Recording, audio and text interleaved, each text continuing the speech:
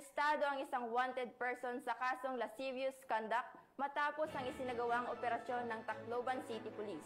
Patrolwoman Chamberly Flores, ibalita mo.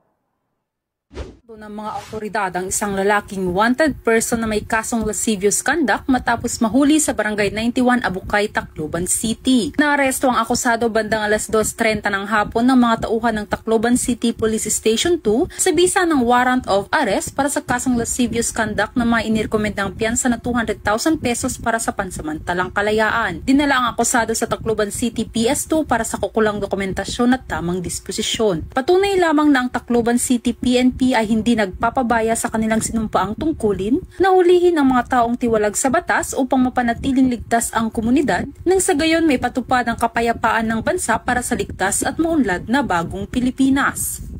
Mula dito sa Tacloban City, ako ang inyong PNN correspondent, Patrolwoman Flores, alagad ng batas, taga-taguyod, Balitang Police.